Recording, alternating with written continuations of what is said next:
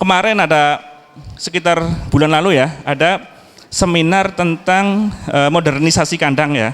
Nah, dalam satu kesempatan si pembicara itu tersebut bahwa ke depan itu justru peternak bahkan tidak akan ke kandang seperti itu, karena untuk kontrol kandang dan sebagainya sudah menggunakan smartphone.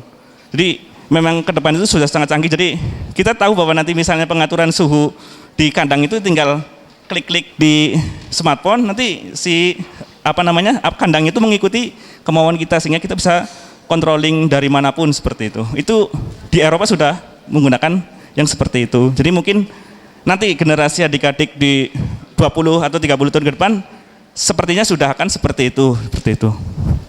Nah, kemudian apalagi nih yang bisa ditulis di media peternakan?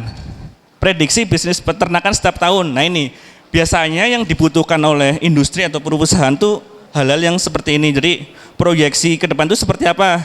Tahun 2009 misalnya, 2019 misalnya industri perunggasan itu akan tumbuh berapa persen. Nah, ini biasanya perusahaan-perusahaan itu mencari informasi ke media-media yang berkaitan dengan analisme perunggasan seperti itu. Itu biasanya dibutuhkan. Kemudian kajian potensi bisnis peternakan daerah. Nah, ini teman-teman yang ada di daerah itu bisa menuliskan ya, apa yang bisa dilaporkan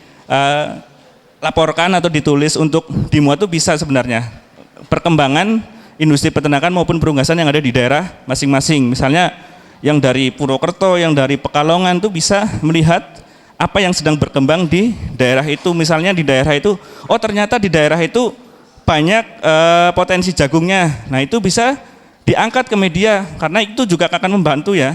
Salah satu fungsi media itu membantu untuk membangun sebuah negara untuk lebih berkembang seperti itu. Jangan seperti yang saya ceritakan tadi ya, media digunakan untuk menghancurkan negara lain seperti yang dilakukan oleh Nazi dan Kaisar Jepang seperti itu. Tapi membantu semua pihak untuk bisa mengetahui, karena kita kadang-kadang terkendala akses untuk ke daerah tersebut ya. Kalau misalnya ternyata yang misalnya yang di Jakarta itu lebih banyak bekerja di Jakarta, maka kalau tidak ada laporan dari daerah, dari misalnya dari Kalimantan atau dari Sulawesi, ternyata di situ mempunyai potensi jagung yang bagus, maka yang di Jakarta juga tidak akan tahu. Nah, fungsi media itu menyampaikan dari yang laporan daerah, kemudian disebarluaskan ke seluruh masyarakat sehingga masyarakat semua kan tahu seperti itu.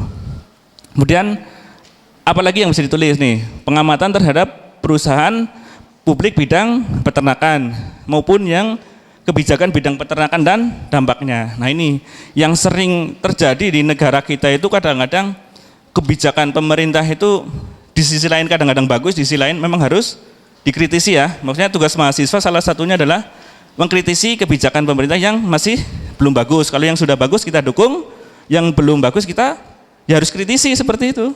Memang tugasnya mahasiswa seperti itu ya. Nah, mahasiswa era 98 juga mengkritisi pemerintah sehingga pemerintah korup akhirnya juga bisa tumbang. Nah, sekarang kebijakan-kebijakan apa yang dianggap belum bagus ya teman-teman harus kritisi seperti itu. Nah, salah satu media untuk mengkritisinya adalah media online misalnya atau media cetak seperti itu.